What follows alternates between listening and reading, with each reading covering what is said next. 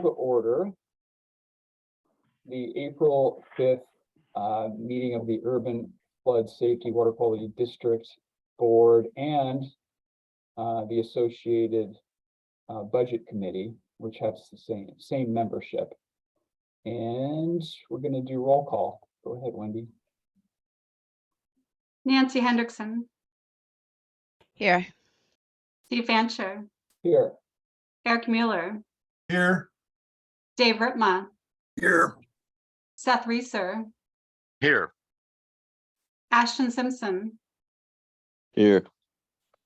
Lori Stegman. Here. Emerald Bogue. I don't see Emerald yet. Corky Collier. Thought I saw Corky. No. No. James Allison. Here.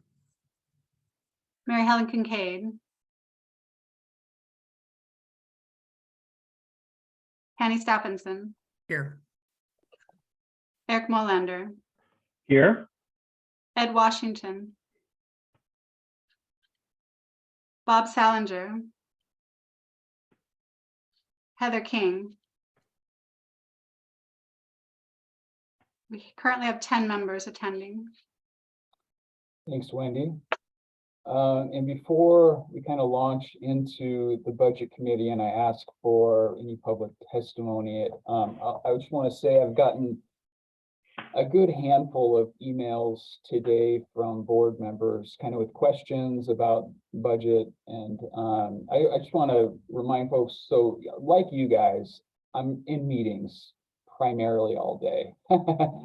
I go from one meeting to the next, and about half of those are in person now, and about half of those are Zoom. But I don't have a lot of opportunities to stop and check email throughout the day.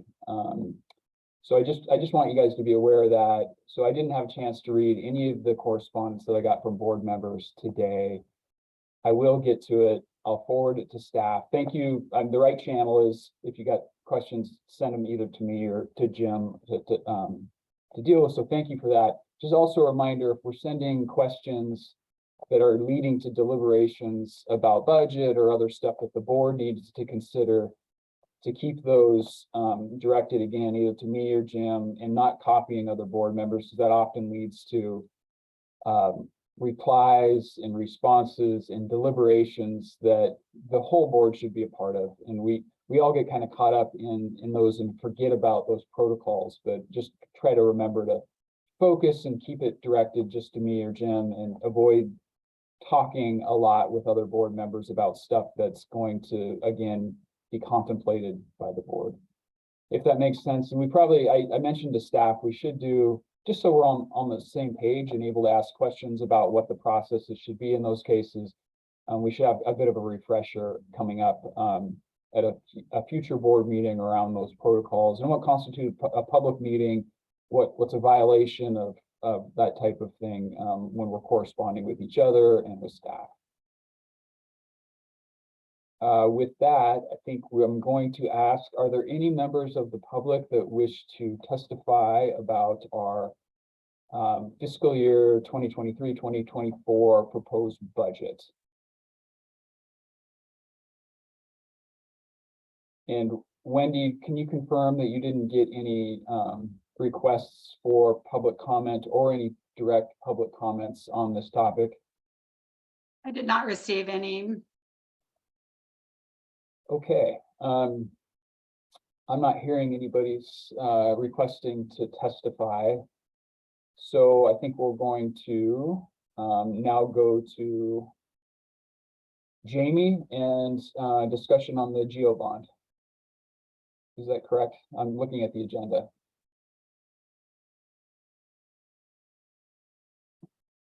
Yeah, I'm ready. Are you ready, Jamie? Yep. All right, take it away. Okay, I'm going to share my screen. Sorry, Jamie, let me give you that capacity. Oh, thanks. All set? Nope. Now you are set. Thanks. Go ahead and share my screen. Good to see everybody. Oops, let's do my slideshow from the beginning. There we are. Okay, so hi everybody, Jamie Damon here with Kearns and West, leading your communications and engagement team,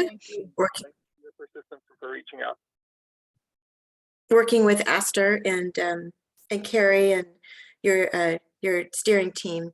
So I'm here to talk a little bit about the GeoBond community engagement update. We've talked with you beginning back in January about this element of the work that we're doing, and we had good conversations in January and February about the board's role, about having some board liaisons work together with community liaisons, and we put in place the education and engagement work group that is starting to get underway.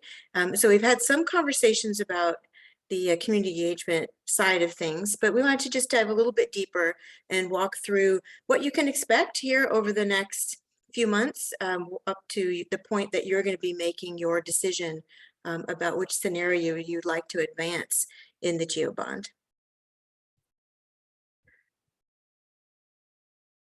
So as I always start off with, and yes, it was noted to me that the very, very top line of this slide keeps getting cut off on the screen, but it's, oops, now I made it too small. But we've got, the months and the years across the top here, and we're here in this, where you see the big red arrow at the beginning of our board and stakeholder input around the GeoBond development process. So, we've put in place the education and engagement work group.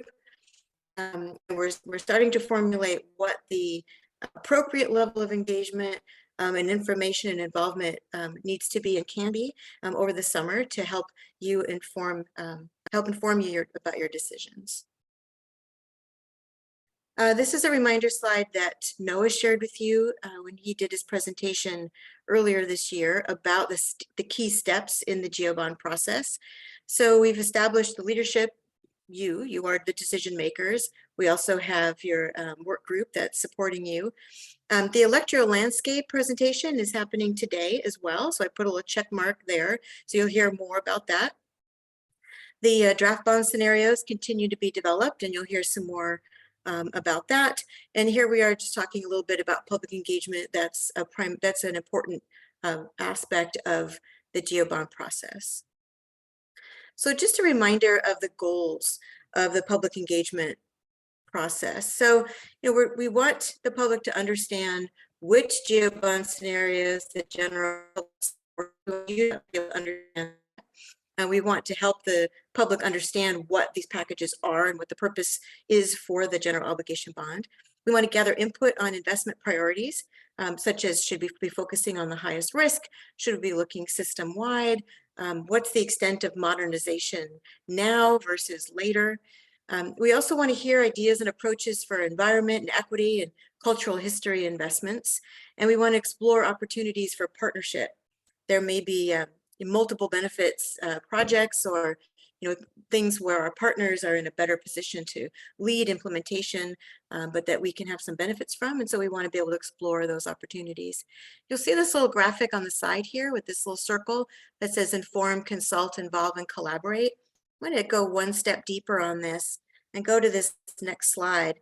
So this is from the International Association for Public Participation, which is the leader for how public engagement is conducted in pretty much, in the United States and Canada primarily.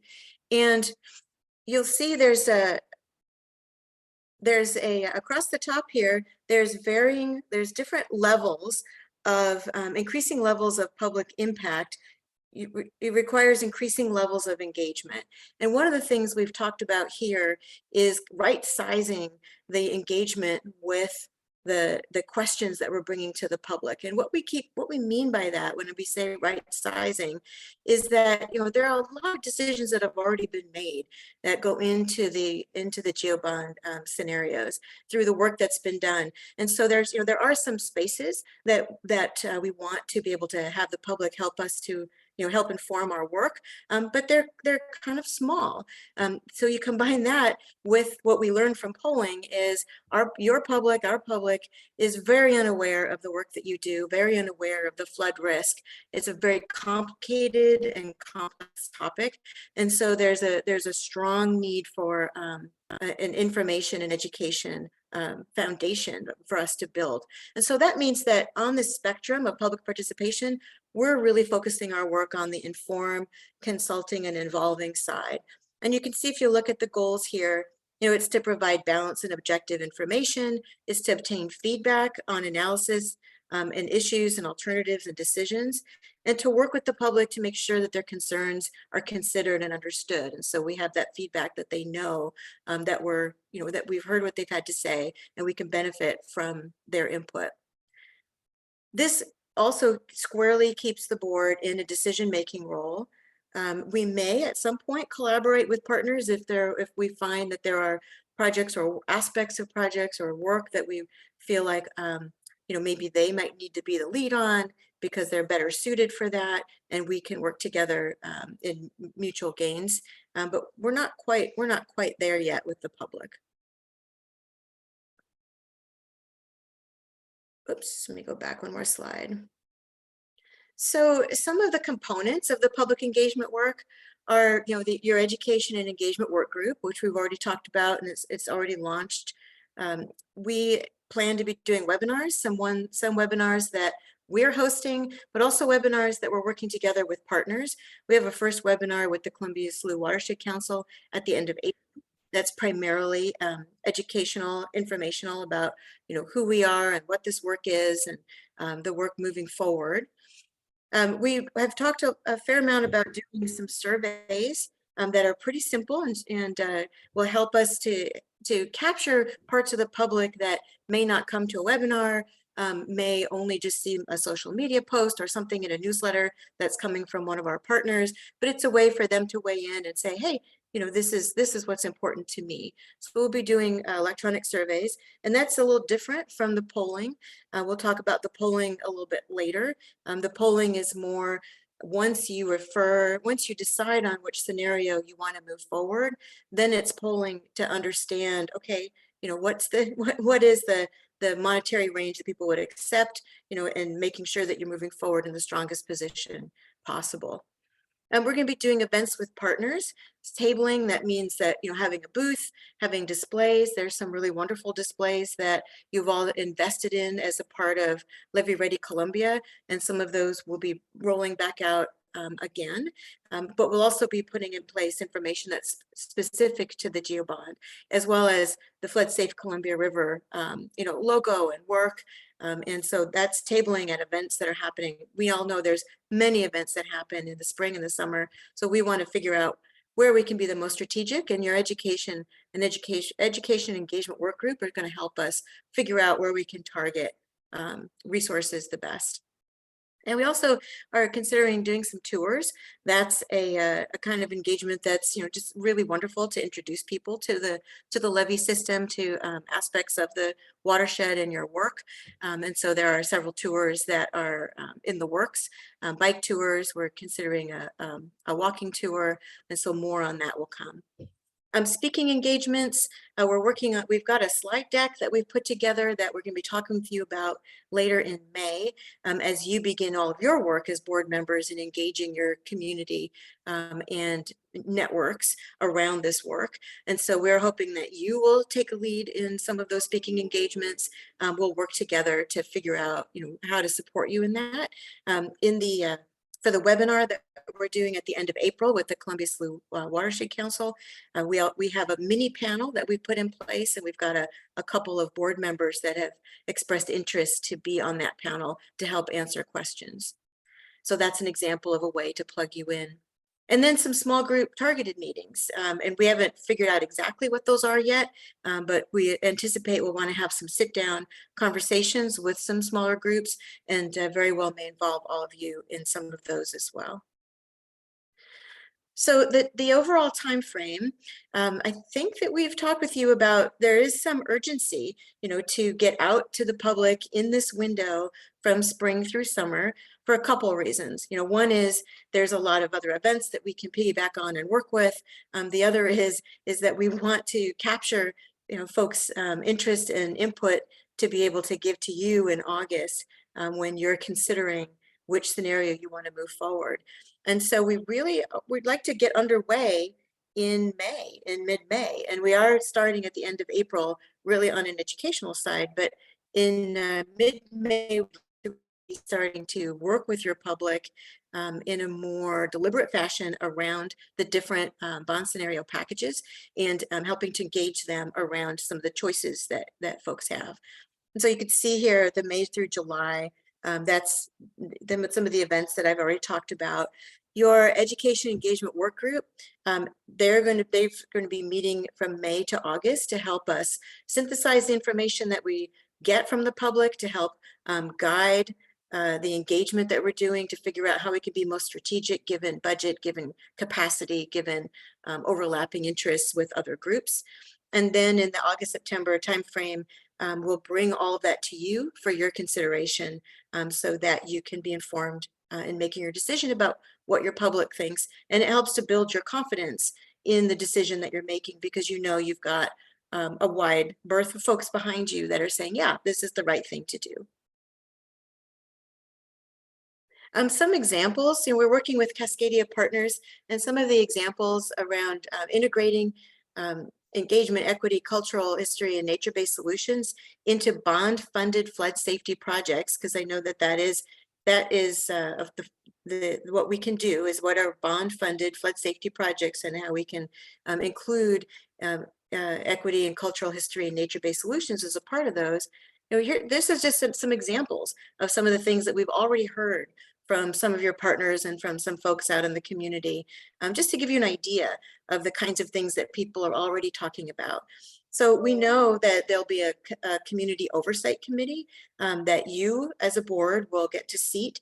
And that group is an important one to help provide transparency about how investments are being made, but also to help give you ongoing input as you're making choices about, you know, how many dollars to let and what projects to move forward when. You know, clearly those decisions are all in your camp to make, but the Community Oversight Committee is a great ongoing community engagement piece to help you with your work. One little side is I was the board, the chair for the Community Oversight Committee for the Clackamas Community College Foundation bond effort that they did. And I was the chair for that for the last 10+ years. And we're actually doing a big celebration this summer about all the investments that have been made and all the work that was completed. So you can look forward to something like that once your bond is passed and you have a broad community of supporters that want to celebrate with you. Here, I want to just touch on embedding equity in all procurement processes. What does that look like? What does that mean? Community partnerships for restoration projects. Again, going back to that exploring partnerships part, is like, you know, what are some projects or parts of projects that partners can help us with? Honoring and memorializing cultural history through storytelling, signage, murals, and other artwork. You know, what makes sense? What are people thinking about? What would work the best for this community? And sustainable building and engineering practices in flood safety projects, such as material selection, green stormwater facilities, native vegetation, habitat enhancement, and more. So just some examples of some of the kinds of things that we're already hearing, and there'll be more of this once we start to work more deliberately with your community. So I've mentioned this at several points in my presentation already about your board role, and we continue to hammer on this. As board members and leaders in your community, you can support this engagement, you know, by sharing information with your community and network and agency and workplace, by participating on panels at webinars, like the one I mentioned at the end of April. Ed Washington's going to be sitting on that panel, and Heather King's going to be sitting on that. I think we're reaching out to Corky as well to see if Corky might be interested. So sitting on panels, being guides for tours, participating in tours, at tabling events. We're currently pulling together a calendar of different kinds of events, and we'll share that with you and hope that you can plug in where you can. We hope that also that you'll be presenting at council, commission, organization, and neighborhood meetings that you're a part of or have leadership in, and we'll give you all the tools that you need to be able to do that. And then just a reminder again, there is this question and concern about when you start to engage the public, how much does, what does that mean in terms of somehow diminishing the board's role in your decision making? And it doesn't diminish it at all. The board, you maintain your role as the decision makers in all of these different aspects of the bond package. The community's role is twofold. One is to have them have a strong understanding of the work that you do so that hopefully they can support your bond. The second is to gather input from them about what's important to them or what are projects and priorities that we could work together on. But all of these items here are all ways that you continue to have authority and control the budget, in defining the overall bond package, how much debt is issued when, evaluating the cost benefit of different packages, the sequencing, annual budget authority. I mean, this is the life of the bond. You have this ongoing regular decision-making role. Last slide, few next steps. I've mentioned a couple of these already. The education engagement work group meetings will be going through August. We're working on the event and engagement calendar, and we'll be sharing with you opportunities for you to plug in. Engagement questions and survey that are under development.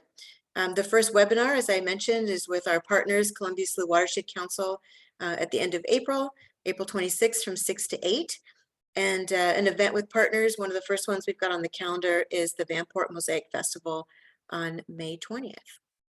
So I'm going to stop there, give it back to Chair Fancher, and see if folks have any questions. Thank you, Jamie. Questions? Chair, I have a few questions. Go ahead, Lori. Thank you. Thank you. Can you remind me, who are the members that are on the Education and Engagement Committee? Yeah, we've got, and Esther, help me out with this. We've got Counselor Yeah, we got Simpson. Go ahead. Yeah, we have Commissioner Simpson. Counselor Simpson. We have Heather King, Bob Salinger, and Corky Collier. Great. And then, my question is, I think it's on slide, well, I'm not sure. I think slide 2, because we don't have the same exact slides, but it's got the schedule and it's showing the operating revenue, the GO bond, and the dissolution. And so I'm just wondering about the interplay between the operating revenue and the GO bond. So it looks like the GO bond, like we're on schedule. But my question is, are we on schedule with the operating revenue? And if we're not, like, how did those two things interact if we're off schedule? So thank you for the question, and Hong and others jump in here, but the legislature passed an amendment during not the current session, the last session, that allows the interim board to go ahead and put a bond on the ballot whenever you're ready. So the operating revenues are going to be important, but they're not necessarily directly tied together legally. So okay, that's helpful. And then are we on schedule then on the operating revenue? We face some financial, legal, and technical hurdles to implementing the current authority that's in the statute for operating revenue collection.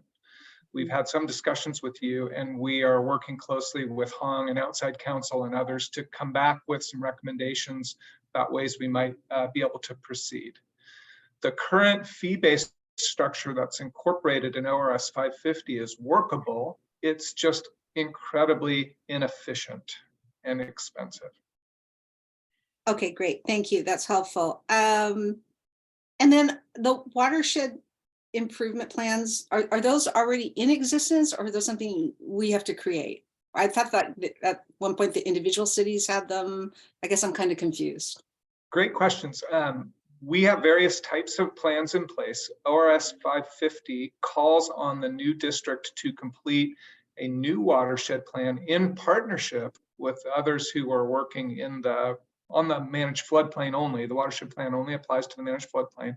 And we have 3 years from the initial startup of the initial district to complete that watershed plan, again, in partnership with all the others who are working in the space. Okay, and but that's good. Thank you for that clarification. But are there individual, did I imagine this? Are there city watershed plans, Steve? There are, yeah, each city, I know Portland and Gresham does. I'm not sure exactly what Fairview, Troutdale, Wood Village have, but we do have drainage master plans, watershed plans that, assuming this, I think is all done in concert, we would be working with the drainage district and the other cities to make sure the plans kind of meld. Okay, so they will. Well, we'll work at it. I think the other element that's a little bit different, given that we're a special district, is that we're also going to be looking at incorporating watershed improvement elements to our flood safety mission. And other organizations clearly don't have that same mission. So again, we're going to be looking for ways to do flood safety in a way that benefits the watershed. Great, thank you. Yeah. Nancy? I was just going to echo that. Actually, you guys both said it pretty well. With the flood safety district having a slightly different and distinct mission, the watershed plan is probably going to look a little different, but we'll certainly build on other watershed plans that exist. I think with probably a distinct goal not to be duplicating efforts, you know, massively making sure that we're efficient and not stepping on toes. Complementary. Other questions?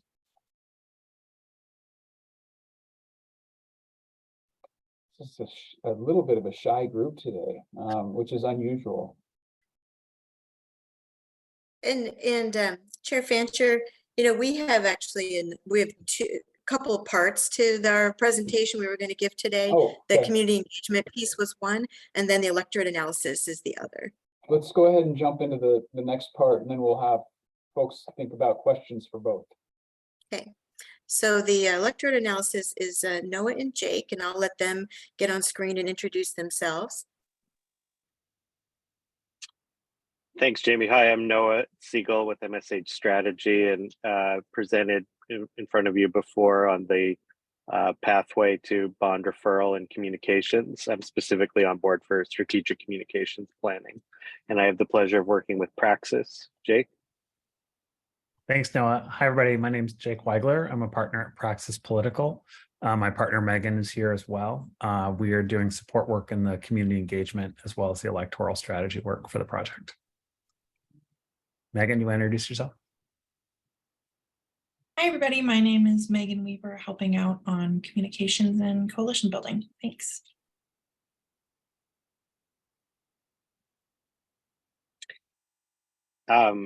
Jamie, did you want us to just jump into the presentation? Yep, go ahead and jump in. I'm not sure which one of you is going to share slides. Jake, do you have it up to share?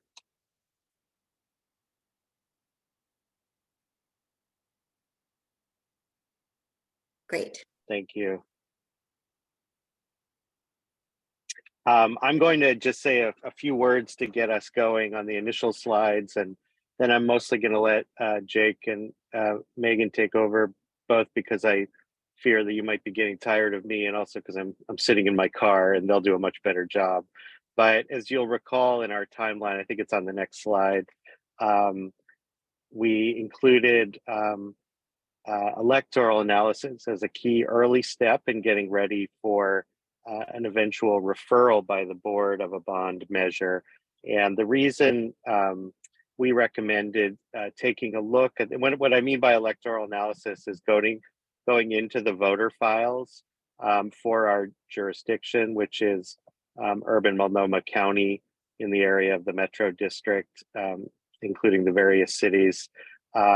The reason we encouraged our group to take a look at the voter file is because it's one thing to get general polling about what the electorate supports. It's another thing to take a closer look at what that electorate looks like in any given electoral cycle, whether that's a May primary or a November general, if it's a presidential election or not, because the turnouts can look very different in each of those scenarios. And we wanted to know how that would affect the potential chances of a bond referral, given our polling support.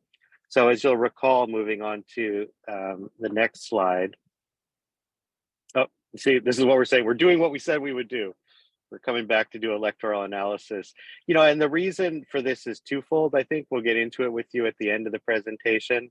But first of all, it's to make sure that we're refining our messaging in a way that reaches the critical audiences that we need in any given election. And you'll see later on some information from Jake and Megan about what those groups are and how they respond. And the second thing is to figure out is there a particular advantage in going in May or November of 2024 with a bond measure? And we wanted to provide you with that full information for your consideration. So just a reminder on the polling in the next slide that we did, this is what I just touched on. So we did a fairly large sample of polling in June of 2022 using a number of different methods to reach people. Folks always want to know, how are we doing polling now that people don't have landlines and don't answer their phones? So we use a variety of methods, including texts, and to reach out to people and make sure that we have a representative sample. We oversampled for voters of color, and this included the folks who were polled were registered voters in this area with a margin of error of just over 4%. And then we augmented some of those. We augmented that polling with focus groups, which we presented back to you in October of last year. And that helped us kind of refine some key characteristics of groups. So we looked at folks on the west side and the east side, higher income tending to be homeowners, lower income tending to be renters, to see what we could sort of intuit as well as quantitatively determine about the electorate. So just to give one example, we learned, perhaps not surprisingly, that East Siders are much more aware and connected to the levy system than voters on the west side are. So we took that, and we can move on. We took the opinion research, and well, before I go forward, just a reminder that we have very strong support. We're in a good position on this issue when asked about the possibility of funding improvements to the flood control system. We had support of 66%. And for those who have been involved in electoral campaigns, you'll know that you usually want to be above 60% to feel comfortable going to the ballot, because you'll inevitably lose some people when it comes to actually marking the box. So this is pretty good, although I will emphasize that strong support is fairly low at 23%. And that touches on what Jamie was saying earlier, that just the awareness of the flood management districts, the drainage districts, just the entire network of infrastructure is generally pretty small. People are basically unaware that it exists and what it does. So it sounds good to them, but they don't know very much. And on the next slide, you can see that when we deliver the messaging, that support solidifies. So that's also a really good sign. It goes up to 72%. But maybe more importantly, even, you see that strong support hardening at 40%, with the hard opposition really barely moving at all within the margin of error. So that means that to the extent that we connect with the voters who are likely to show up on election day, and we clarify, what's happening, what the mission is, and what the investment will do, we deliver those clear messages, we get really positive outcomes. And you'll see that's regardless of whether it's in May or November. So that's a strong position to be in. Nevertheless, we wanted to go as deep into the information as possible. And so we did a deeper analysis of the polling. So we call it the crosstab. So looking at the demographics in the polling by age and gender and party affiliation, et cetera, to see where the support is and where it's weaker, and then looking at that when compared against voter turnout. So I'll turn it over to Megan and Jake now. Thanks, Noah. Oh, I gotta get back to the right screen. So let's talk a little bit about the electorate for this election. Just a reminder, the district will cover all Multnomah County voters within the urban growth boundaries, which is almost everybody in Multnomah County. So you're looking at, oh, and I gotta figure out how to make, there we go. Now I can actually see the slide. So we're looking at about 551,000 voters. And then if you want to break that out a little further, you'll see that if we are looking at households with the same last name, a little over 440,000 voters. But as we know, because folks don't always have the last name because they're roommates or they've kept their own name or they've hyphenated, if you break that out into distinct addresses, it's a little over 300,000 voters. And I think the big takeaway here is that's a lot of people to talk to. The reality is there's just not enough time to have one-on-one conversations with everybody. And so it's going to be important to think about, as we do community engagement, how do we do some supplementary communication work to make sure we're trying to reach that pretty broad electorate. So then we did some analysis to try and understand, okay, of that larger registered voter set, who would we actually expect to show up in an election? And so we did a couple breakouts on this to give you a sense of kind of how that would look. And we're focusing right now on May elections, primary voter elections in even years.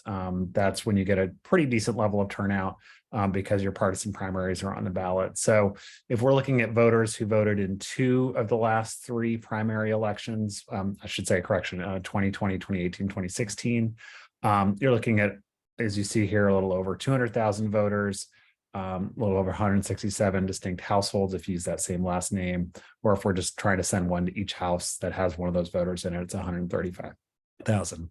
And then we did an even smaller screens. This would be people who always vote, have voted in all 3 of those last primary elections. You see that gets us down to 110,000 voters, 92,000 distinct households by using the same last name, and 78,000 if you're just using distinct addresses with those. So then we wanted to give some kind of apples to apples comparison of what would it look like for a May versus a November election. So we looked at likely general election. Again, that's that November.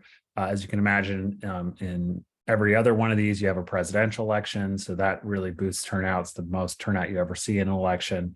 But just more generally, it provides a good motivator, particularly for those non-affiliated or independent voters who can't vote in a primary. They can vote in the general election, so you have them showing up in much more significant ways. And you'll see there's a pretty significant difference when you look at those 2 out of 3 electorate. You're seeing over 373,000 voters, 306,000 households if you're doing it by last name, or 231,000 houses if you're just looking at, is there a voter in that house that qualifies for that criteria.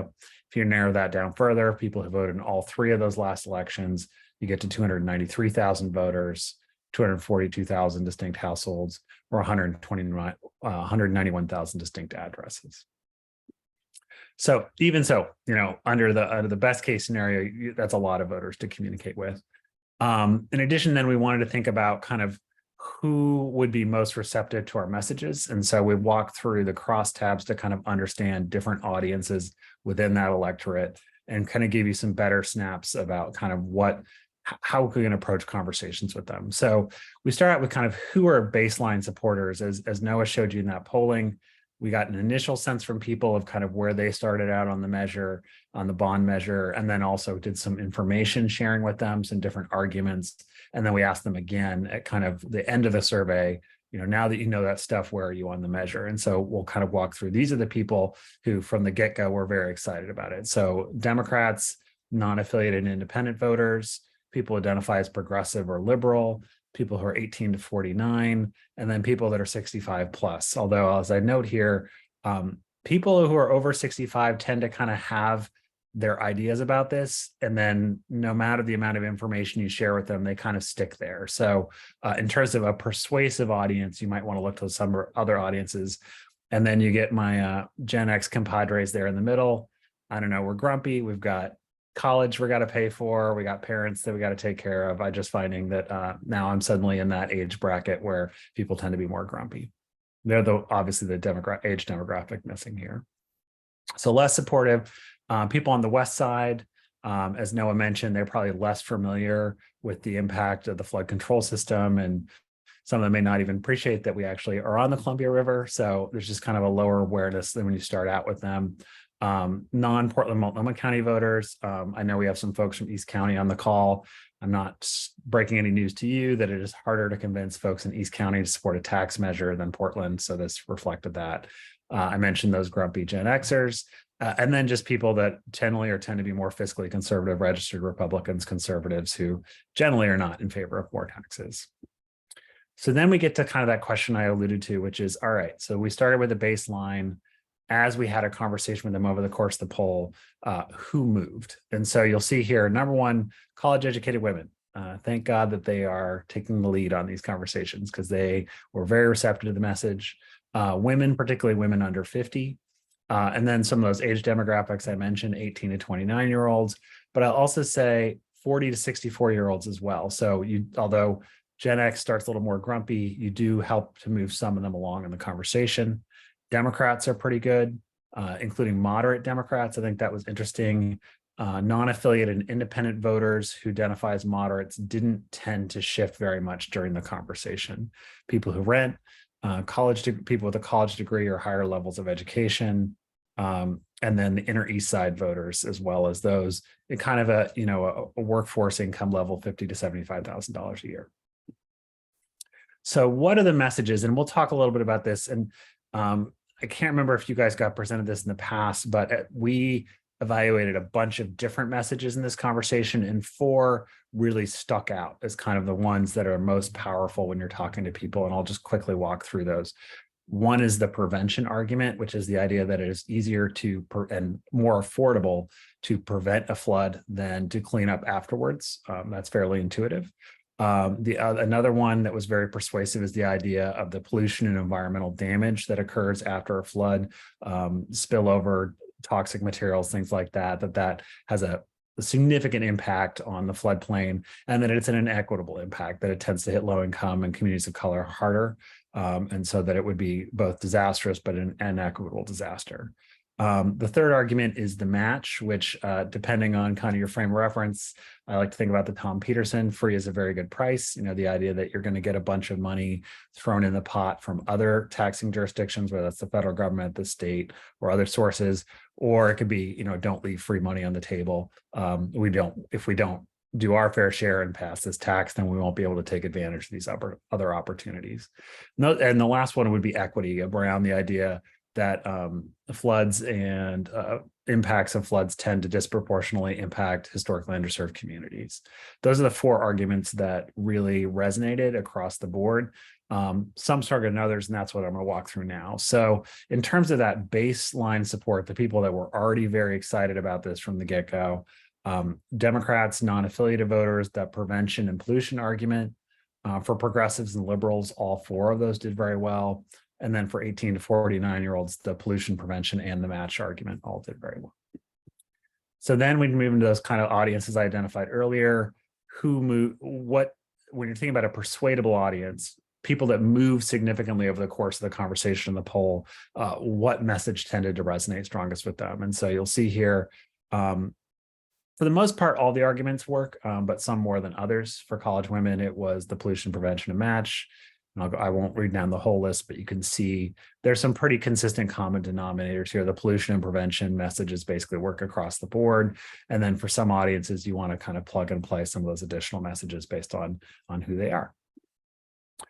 The next piece of the conversation we wanted to turn to, and by the way, I can't see us, so if someone raise their hand, hopefully they can wait until the end of the presentation, is then thinking about the other piece of the electoral argument beyond kind of what will the voters support and what's information to share with them, is thinking about what else will be on the ballot at the same time. And I'll say, I think this is less of a concern in Multnomah County than other parts of Oregon or the country. We don't find that there's much of a trade-off argument of, well, I'm going to support that tax, so therefore I won't support that tax. I think the one piece that really stood out in our mind was in 2011, you may remember, Portland Public Schools tried to simultaneously pass a bond and a levy, and one of those failed. And so there was the argument of enough is enough, I can't afford all of this, but that kind of stands as an outlier overall. But as we're looking forward to the next election cycle, next year. I think there's a few things we're kind of keeping an eye on. One is a metro housing bond to continue the housing work that they had already approved a few years ago. Metro may also go out for a transportation bond. You may remember there's one in 2020 that failed, as well as some work to support the zoo. Portland Public Schools will have a levy renewal that will likely be up again.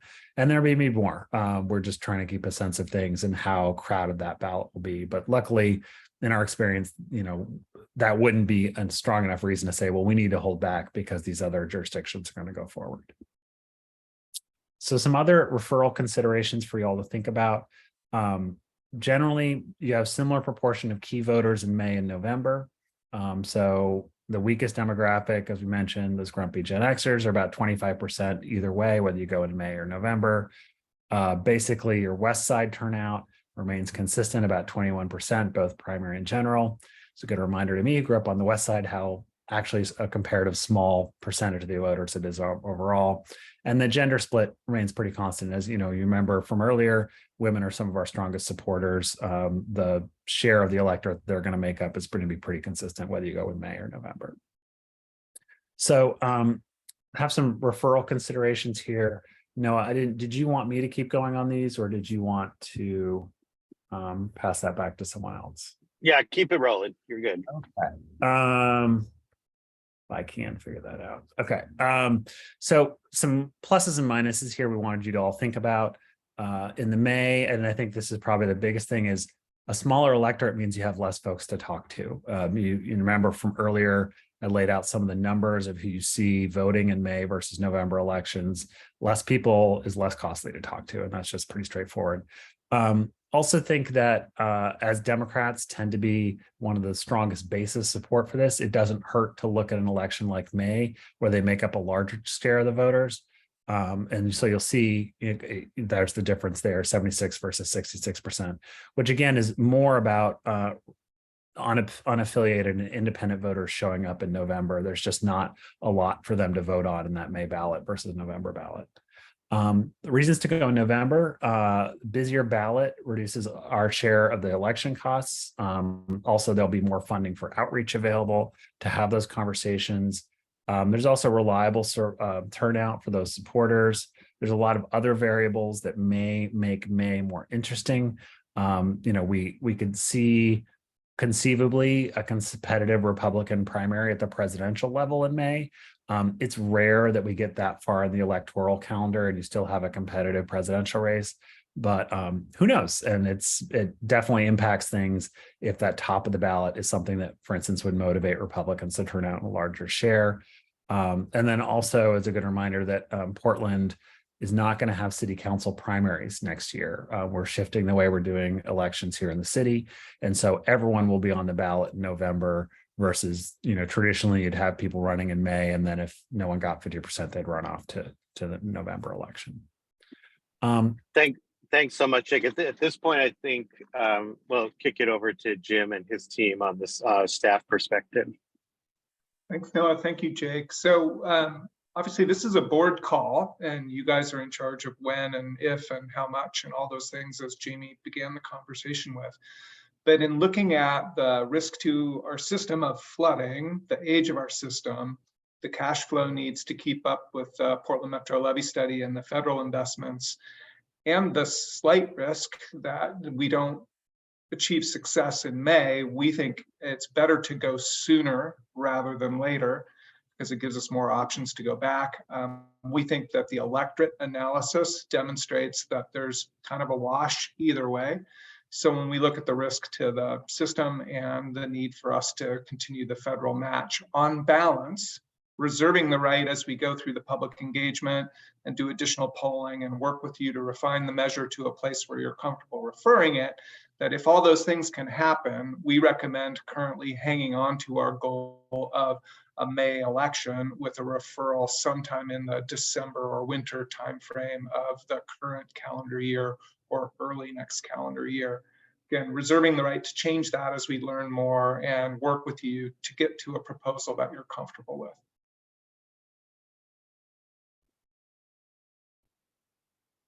So I think with that, There are just a couple things I wanted to sort of tie together, and then Chair Fancher, I'll give it back to you to see what questions you have. So the two presentations on your agenda, we did them a little out of sync. Sorry about that. But really the takeaway is that everything that you've seen in terms of the big calendar, where all of these pieces are lined up, they all point toward us going out in May for the vote. And so what that means is working backwards from that. If you can look at that calendar, you know, the time that we have to engage our public gets smaller and smaller with the length of time that the board has to engage around the GeoBond scenarios. And so when I've been working with Carrie and Astor and your team around how to bring the conversation around the GeoBond scenarios to you, we're going to be taking a deep dive around that on April 20th. We've got another meeting around that in May. And then we really would like on the May 18th board meeting, so this is kind of giving you a heads up, that we'll do the temperature check of, okay, we're ready to move forward, you know, with this, with engaging your community around these scenarios. And there's a lot, you know, there's several meetings we've got to have conversations. We've taken away in earnest your questions and your requests for additional information, and we're packaging that up together in a comprehensive handout that we'll go through in great detail at the meeting on the 20th. But anyway, so Astor, Carrie, anything you want to add about that? No, I don't think so. Thanks, Jamie. Okay. So I'm going to give it back to you, Chair Fancher, to see what questions there might be. I know that we're pretty much at the end of our agenda item time. Great, thank you, Jamie. Thank you, everybody. And I see some hands popping up now, so we will go to Mary Helen.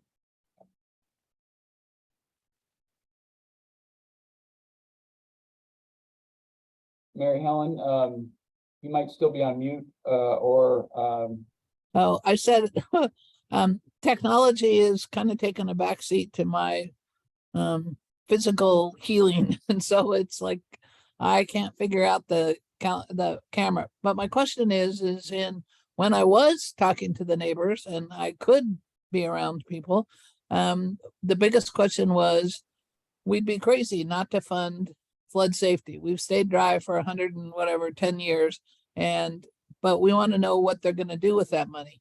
Mm-hmm. And I still have not gotten an answer that I can use to say it will buy new equipment, will do this. It'll pay for staff positions. And in the budget that I got in the packet that I looked at pretty well, there's positions in there, but it's not what they do or what we're paying for. And historically, when I've dealt with budgets, somebody's had a job responsibility that I've had to ask for funding from a funder that said, this person's going to do X, Y, Z. And this is the rate of pay. And that's not clear to me. So if it's somewhere, just direct me in that direction. But generally my experience has been, I need to be able to tell somebody what a staff person's going to do. And just saying that they're going to provide direction to the board or community engagement. We pay for a number of different ways of community engagement.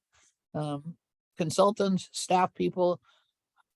I just want to be able to answer the question of, it's fine, you know, we don't want to flood, we don't want to do any of these things, but we want to know what they're going to pay for. It's like handing over money to say, go buy me shoes. And you don't know whether you're going to get spiky pointy toe high heels or canvas all-stars. So that's my dilemma at this point. So we are working really hard to develop a document that outlines each of the recommended capital projects that would be funded by the bond. And you'll be getting that in shortly. I think an initial discussion will be in your next packet. And just a quick reminder, and again, I know it doesn't answer your question yet, Mary Helen, and I really appreciate you asking it because I think you're asking on behalf of a lot of people, but the projects come from the Portland Metro Levee Study. So remember, we're raising the levee in a few spots. We're providing backup power to pump stations. We're doing some potential flood closures. So we have the specific projects and we're working on both a summary description and a longer, more detailed description that should be coming out very shortly. The FTE are in the operations budget, which is the operating revenue conundrum. And again, we'll be coming back to you a little bit longer out with a revised operating forecast and more descriptions of the FTE. And that operating forecast will reflect the board's direction to reduce the costs, reduce the number of FTEs, reduce the administrative overhead, and highlight where we're implementing the new mandates. So I think we're going to come a lot closer to getting to what the board asked for, but we have a few more weeks of work yet before we're prepared to hear that. That's really helpful because, and I mean no disrespect, but my neighbor across the street is going to listen to me before he listens to you. And That's so that's good on them. That's a smart position for them to take. Well, I don't know. Anything's possible these days. So I want to be able to give him good information. So he continues to bring me his salmon that he catches every other day when he goes fishing. You know, I don't want him to get mad at me. So I really appreciate that. And I guess the other piece is that's why I've been so reluctant to say, jump out and say, yay, this is a great thing, because I don't know. And in conversation, and I like the idea that you're going to do the staff, because of my conversation with Astor about sponsorships. I'm on the board that provides the sponsorship, but I have no control over how that's spent, how much time is spent. And there wasn't any real detail of how she was paid, how many hours she paid, how many other staff people, and no board member had any say in who we gave the sponsorships to. And I think that if we're going to spend money, I have a completely different take on how sponsorships should happen. But that discussion can't happen because the board's not been consulted. And so I don't know if that's true in other areas. And sorry, Astor, for picking on you in the conversation, but that's one of the few that I've had with anybody outside of the medical world in the last 2 months. So, but that's the kind of thing I'm looking for, is like, how much is it costing us to do development, and can we do it a better way at a more equitable cost at a better benefit to the community? So All fair I think what questions. you said will be very helpful. Well, hold us to a high standard on that. And again, you've been consistent. We still owe you some products. And just real quickly on sponsorships, the urban district is not doing sponsorships really. It's the legacy districts. And we did present to format some additional information. And I'm sorry, Mary Helen, you weren't able to be there, but you could certainly watch the video. But we walked through how we're doing it now. And we got general support from the format boards that we were on the right track, acknowledging that if we're going to give more in sponsorships, that we need to really come back to the urban board and frame that out and get clear direction from you on how you'd like to do that. So we acknowledge the need for that prior to growing the sponsorship program. Yeah, no, I understand that. And I understand I've been missing in action, but, and I would rather be in action than missing in action, but. Thank you. Good question. But that was my only example. So, okay, thanks. Thank you, Mary Helen. I hope you're starting to feel better. We all do. I'm ready to do cartwheels any moment. My physical, and I'm going to apologize ahead of time because my physical therapist just sent me a text message and said she'll be here early. So I might have to leave around 2:30, but thank you all. The well wishes have been great and encouraging. Thanks, Mary Helen. And I prefer the canvas all-stars to the spiky heels. My ankles are way too weak for those high heels. Let's go to Eric and then we'll go to Seth. Hey, question for Jake. So Jake, the first time that many voters are going to end up seeing this bond is going to be when they get the Multnomah County voter guide. And I'm really concerned about how you get across such complex sets of issues in 28 words or less. So the first time they're going to see it is, you know, $150, $175 million for the levy district. And how are you proposing using that, and what kinds of support in terms of recommendations from outside groups will we need to have to convince voters? It's a great question. And that is one of the more magical things you get to do in this political work, is Like, all right, how do I get 10 words of a question and then a 20-word summary? Luckily, you do get that longer explanatory statement and summary later of 175 and 500 words. So those will be layered on, but I agree. A lot of people don't get to the bottom of the page. A few things. We are working on some messaging work, and I think the great news from what I've heard from Jamie and from Noah is at the end of the day, it's needed to protect our community resonates with the public. And you can go into the second and third level, but we got to do it for the good of a community is a pretty compelling top line narrative here. And we will work to kind of build out and provide some of that detail on those projects, help folks understand how this will better protect against flooding and catastrophic events. I think there's also some supplemental work that we can do to help educate. I know the staff is exploring some paid communications programs to help get out and provide this information to voters before the election. And I think the other piece, you all serve in a elected or appointed capacity on this board and on other electoral boards. That uniquely empowers you that when you go into a political campaign environment, you have the ability to communicate in ways that staff does not. And so, for instance, you mentioned that voter pamphlet statement. A lot of you are probably very familiar with the voter guide. It's an opportunity for a political action committee to find those messages and those messengers and connect them. And I think, obviously that can't occur through the work of the district, but a political action committee independently could go and work to develop a number of arguments and then think about who are those trusted voices to communicate, whether it's from the environmental community, equity communities, the business community. I always try to think about kind of that surround sound approach of how do we have a variety of voices kind of delivering messages that resonate to those particular audiences. And that campaign committee could go and submit and basically buy those publications. And so after you get that summary in the voter guide, then you would have a number of arguments in support, which I think is also an important way. And in my other hat, not working for a public body, when I do campaign work, I'm always like, if we don't do mail, if we don't do digital, if we don't do any of the other paid communication, let's make sure we take advantage of that voter guide, because we know for a lot of Oregon voters, that's what you do. You get your ballot and you get that and you sit down at your kitchen table and you kind of work your way down the list and you're looking at the notes. And so I think that's a really powerful way to get your message out that doesn't involve making a TV ad or doing all the other bells and whistles. And so I think that's an important part for you all to consider that unfortunately staff cannot be part of, but I will just encourage you to think about that as we move to that step of the process. Great, Seth?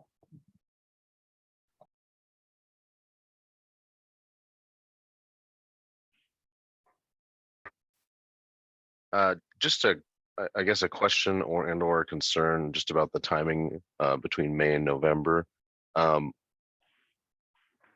a little concerned that if we don't have at least a good direction on how we're going to go about getting the operating revenue from the district, might make the messaging around a geo bond in May a little difficult. So I guess I just want to convey that concern to staff. And if we're going to push for a May 2024 geo bond, then we need to pick up the pace on resolving how we're going to fund the operations of the district. I would agree that I have probably more stress than you about it, but we're working hard on it. I will say though that there's not a direct connection, like we can do both. But I hear you that people will be asking about the operating revenue as well. So duly noted. Mary Helen and then Tanny. I just have a quick question. Can we or are we ever going to change the name from the Urban Flood Safety Water Quality District? Because that's just more than anybody can handle. Can it be called the Urban Flood District? Can it be called something simple that will resonate? And way back in the very beginning of Levy Ready Columbia, we talked about how the name would come about. But I just, when I speak, I really have to stop and think of the order of the words. And the people generally say, I don't care what it's called, as long as my house stays dry. So if we can make it simple, and you spoke to the voters pamphlet, if they see like, I would guess it would take up 2 lines or at least 1.5 lines at the very top about what it is, it might help it be more clear. So that's Yes, just there's my definitely- wish. definitely that- more work to do on the name. That's why you see us in the community outreach that we're planning now, using the sort of phrase flood safe Columbia as a way to flood safe Columbia River to help orient people. And I think that's probably a future board conversation once we get the thing up and running, but we So are that trying. could be the board's name as opposed to just what the bond is. Well, there's a lot of issues with the formal name of the agency that we would need to consider, but for purposes of communicating to the public around the bond measure, we're using Flood Safe Columbia River, and a link to the website that does that just got posted in the chat. If you have some time, I encourage you to go check it out. Okay, yeah, because it was really helpful when the port was doing airport futures and they just used the term when the rubber hits the road. Yeah, People and so understood that. Flood Safe Columbia River is the shorthand for today, Yeah. while we develop Okay. enough capacity and revenue to do the naming work that I think everybody's anxious to do. My Okay, fingers great. get tired typing the acronym. Well, and yeah, and I get the letters all scrambled, so, Yeah, okay, it sounds thanks. vaguely federal, which I'm not sure is helpful. So. Thanks, Mary Helen. Tanny? My question was along the line of what Seth Reeser brought up, and that was when we're talking to them about the bond, what's the discussion about the operating revenue? Because that piece is moving around. So when we're talking about what's going to cost you this much, what are we telling them about the operational piece, that cost? Well, we're going to find out after we roll the revised forecast to you, but we'll have to have that figured out either in an interim capacity or in an ongoing capacity, depending on what our legal review and political and technical tolerance for this is. But I think the fallback is likely to be some form of intergovernmental agreements with the legacy districts continuing to use their assessment authority and working with the LRC partners to fill up any gaps while we move ahead with capital funding, and more time to build a regional consensus for changes to ORS 550's operating revenue components. No, and thank you. I appreciate that answer. I'm just wondering, like, what are we telling, we have this approval estimate that we have, right? And it's based on what, 12 cents a thousand, and it's based on what do we tell them their monthly fee could be to go along with that. When we So there's the question before the voters will solely be on the property tax rate that would be used to fund the GO bond. There won't be a question about operating revenue on the ballot. I recognize that the board wants to be informed about what an individual customer will pay in combination, operating and capital. So we will have to have an estimate for that by the time we put this on the ballot. What I can't tell you today is exactly what that's going to be, because we still need to bring you your revised forecast and win your support for that, and then develop a means of collecting it. But we have some ideas about how to do that. And as I said earlier, I am hopeful that the revised forecast will be more consistent with a larger number of board members' appetite for operating revenue, but we're going to find out here in a few weeks. I just am hoping that that doesn't have a big impact on the number of supporters we have now when they find out there's going to be a monthly fee too. Well, I think we should be honest with people about that, and regardless, right? We don't want to surprise anyone or mislead anyone. That's not okay.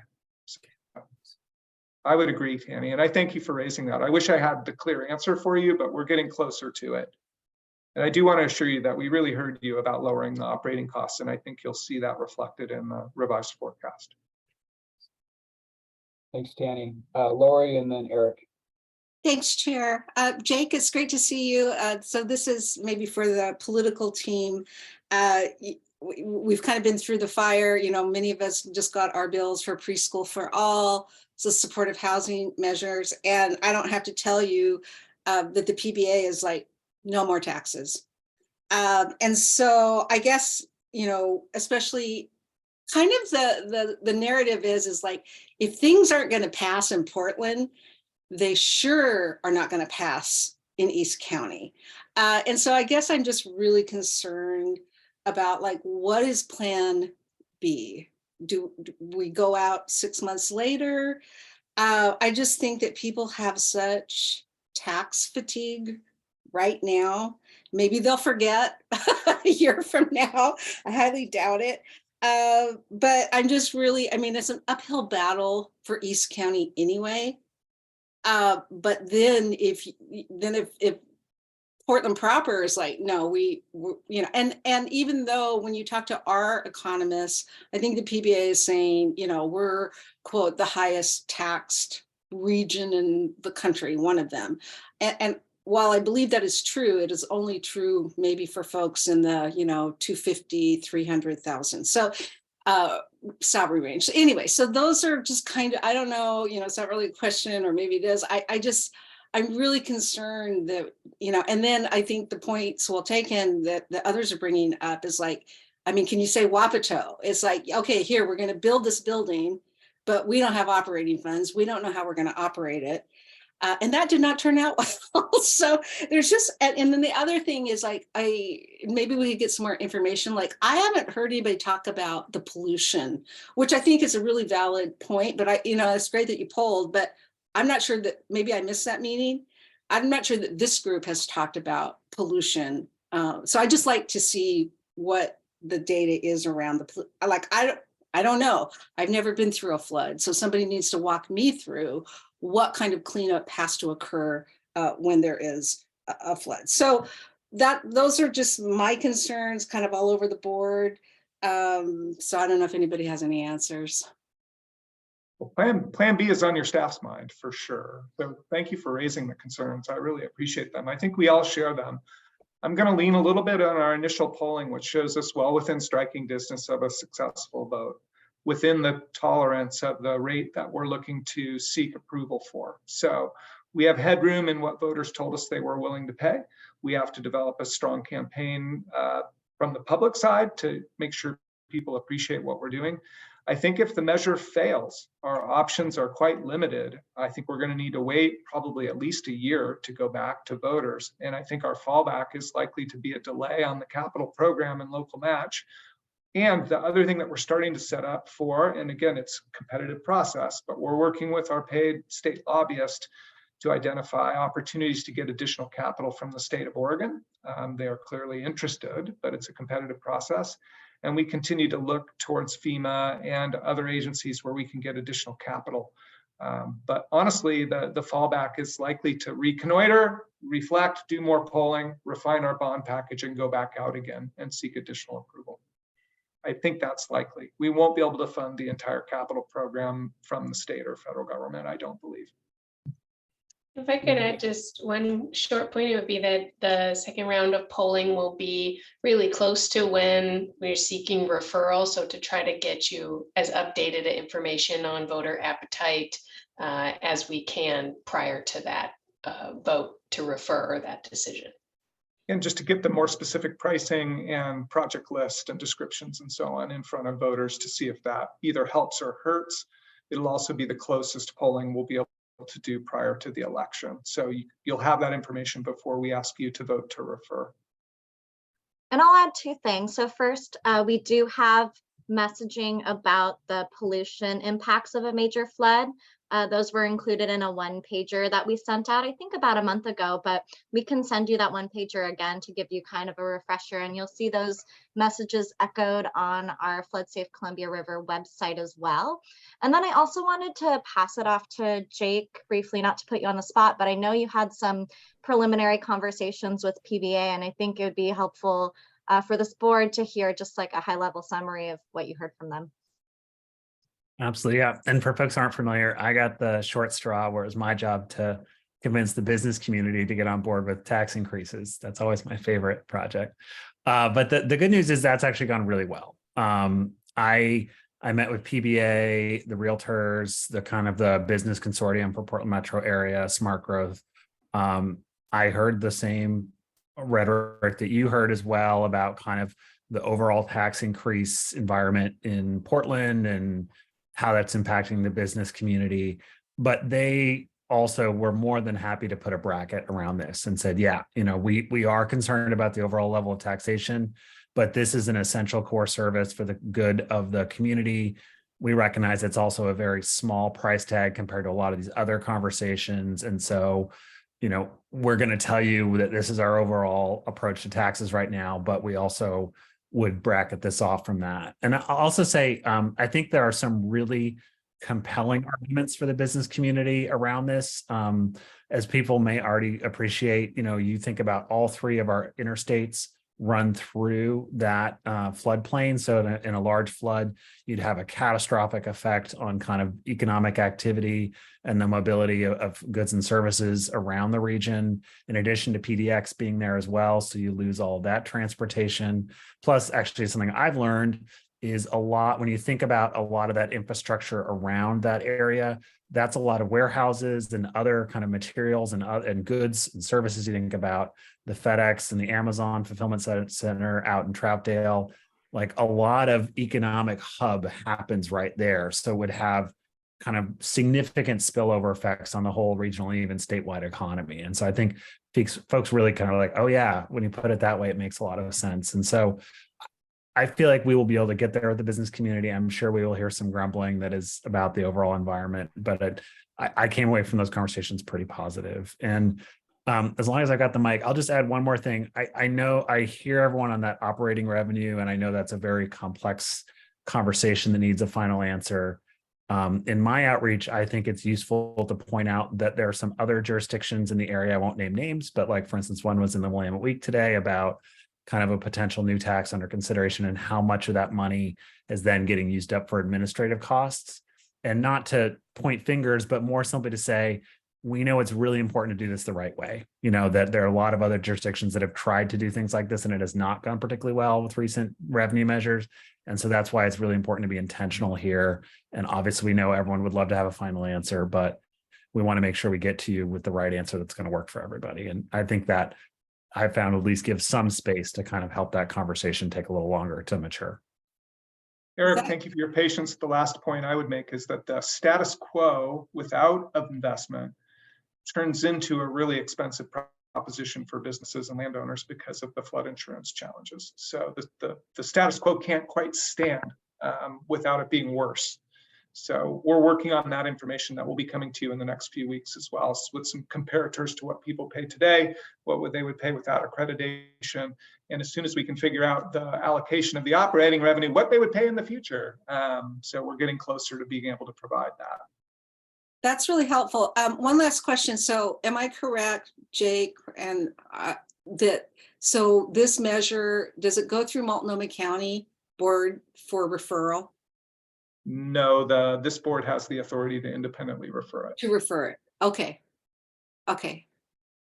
And yeah, I mean, I guess, but you've got to work closely with Multnomah County, I guess, just because I guess I get kind of confused about it not being a property tax, but yet it's based on property tax values. But you've got to work with the county financially. The capital bond will be a property tax.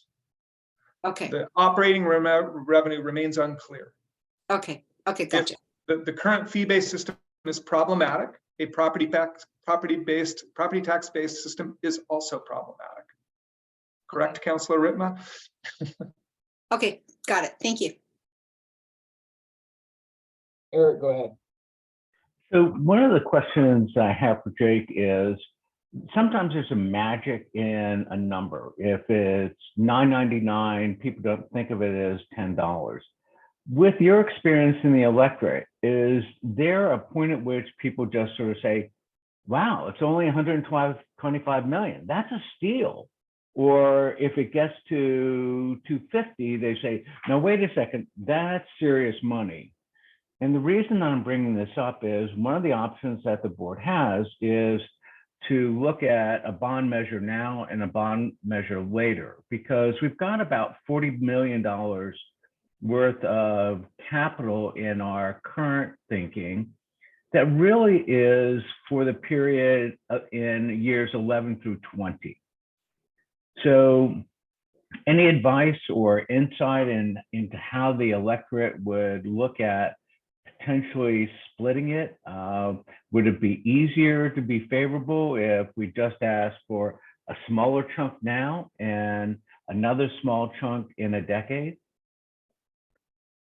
That's a great question. And I will first of all defer to what your polling comes back as. I always make this joke that, like, in theory, I'm paid for my expertise here, but then we actually go talk to voters and it's like, oh, now I actually have real data to understand. And I assume that there's some question around price sensitivity. Sometimes you poll with the electorate and you find if it's X amount, they're on board. And then if it's Y amount, you lose that support. Sometimes they're just like, whatever it costs, it's worth it. So I think that polling will be really informative on that question. I would try to avoid making multiple requests of voters as a general rule, just because I think then they're like, wait, but didn't I already do this once? The other piece I think that's important and might be worth further investigation is I just feel like explaining it to voters is an important part of the conversation. If you say $1 per 1,000 of assessed value, you can see them like trying to do the math in their mind. And so I always try to think about a way to make it more digestible, looking at median home sales or home price and saying, the average or the median home is going to pay X amount per year, or sometimes you do it per month if you want it to feel a little more doable. So that's the other piece. I would just kind of work backwards from that number to try and think about some different ways to kind of present it in a way that's more accessible. So I know that's not like a definitive answer, but those are kind of some considerations that I would put into trying to think it in. And I'm happy to work with the team here as we kind of get that polling back and arrive on a price point in time to think about kind of how to share that story with the public. Just two additional thoughts. We've talked only once to our bond financial advisor, Eric, but there are some options where we would issue some debt and then pay it off and then go back to voters and say, hey, we're going to ask you to approve the same rate and extend that rate into time. The other thing on the capital dollars that we currently have, a lot of those capital projects and those dollars have been pushed into future years because we don't have adequate revenue to fund them currently, and we'd like to get going on them now because there's risk. So while it's a useful analysis, it doesn't quite align with some of the specifics that we're dealing with today. But it's worth noting that there is the potential to load some of those projects later and find additional assessment revenue to help pay for them. It's all a good reminder that we haven't, as a board, made that determination yet. How much the bond is going to be, what's the strategy there, and more work to come.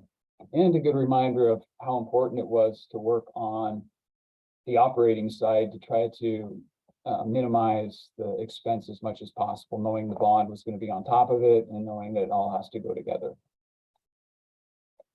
I know we're running out of time. I know this has been great discussion, a lot of good questions. There is one more item on the agenda, which is just kind of other updates. Jim, do you want to go there at this point, or should we continue with a couple more questions? We only have a few more minutes. Steve, that was just a placeholder in case anyone had any questions about Carrie's memo or anything else. Gotcha. So the budget memo.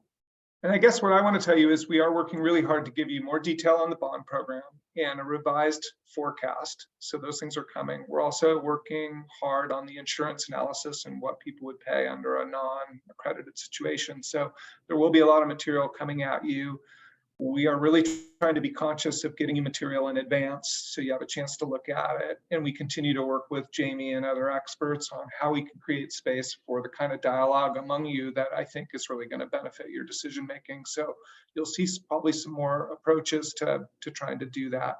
But a lot of work coming your way. I appreciate your patience, and I think we're making reasonable progress here. I am very interested in trying to come back to you with some updates on the operating revenue situation. And we have our best people working on what our viable options are. And you should be hearing more about that very soon. And thank you again for your patience on that. It's who knew creating a whole new revenue system would be this challenging? Gresham knew. No, sorry.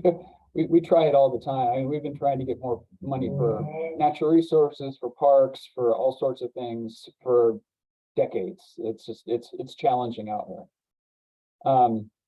And thank you, Jim. And just want to let folks know on the budget, I know folks have submitted questions. We're directing those to staff. I think if you have those questions, you can send those to me, you can send those to Jim. And staff will work on putting together answers and getting those out to the entire board. So I know we don't have a lot of time for discussion on the budget, but if anybody has one question or two questions on that process, now's the time. We do have time set aside at our next meeting for that discussion as well, Steve. Thanks, And Randy. the only other topic that the board might benefit from, Steve, Nancy, and Eric, is how's it going on the guiding principles? And I'll give that update just so we're quick, and then Nancy and Eric can chime in, but it's going well. We decided to spend a little more time in getting more explicit with some real examples of what we think kind of falls within the purview of the mission of the board. So it's not just principles, but actually some examples. And Nancy and Eric did some really good work there, I think. We're very close to having a document ready to send out to the board well in advance of any kind of discussion that we would be having. Right now, we're shooting for the May. I think it's I forget the date. It's in May. When did you? May 3rd. So we're shooting for May 3rd. So we want to get something to you probably middle of April here, probably within a week or so.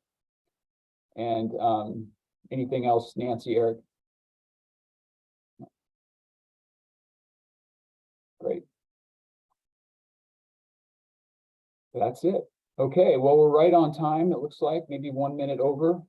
Thank everybody for their discussion and participation, and we'll officially adjourn the meeting at this time. Thank you.